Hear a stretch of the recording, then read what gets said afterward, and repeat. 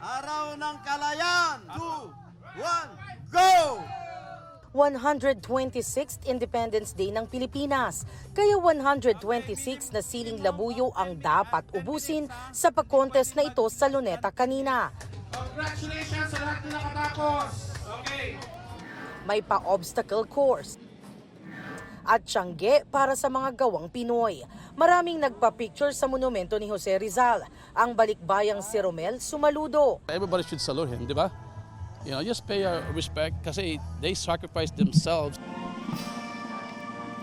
Pinangunahan ni Pangulong Bongbong Marcos at kanyang pamilya ang paggunita sa araw ng kasarinlan sa bantayog ni Rizal.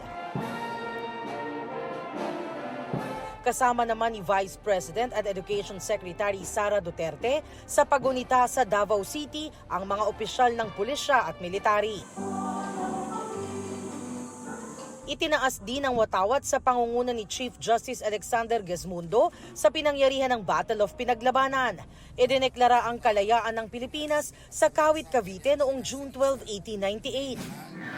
Tinanong namin ang ilang Pinoy, paano mo masasabi na tunay kang malaya? Sagot ng isang kapuso online, may kalayaan kapag nakakakilos na tayo ng walang takot sa mga lugar na sinasabi nating atin. Kalayaan sa korupsyon at kahirapan naman, sabi ng ilan. Banggit ng marami, paglaya sa utang. Si Kyle, lalaya na raw sa hirap sa pag-aaral. Malapit na po maging malaya sa school. Graduate na po eh.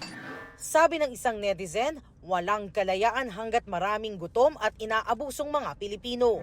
At sabi ng isa pa, ito ay kapag hindi mo na iniisip ang sasabihin ng iba.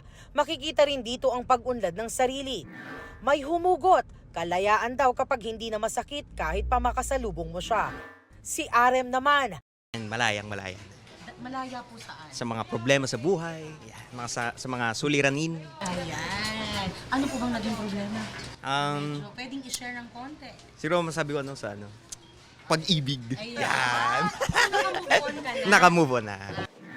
Habang sabi ng iba, bagamat masasabing mas malaya na silang naihahayag ang kanilang damdamin, sana mas magkaroon pa ng pagkakapantay-pantay para sa mga miyembro ng LGBTQIA+. Mas maganda pa rin na malaya in a sense na legally protected at mapasa yung anti-SOGI bill. Para sa GMA Integrated News, Jamie Santos ang inyong saksi. Mga kapuso, sama-sama tayong maging saksi. Mag-subscribe sa GMA Integrated News sa YouTube at para sa mga kapuso abroad, samahan niyo kami sa GMA Pinoy TV at sa www.gmanews.tv.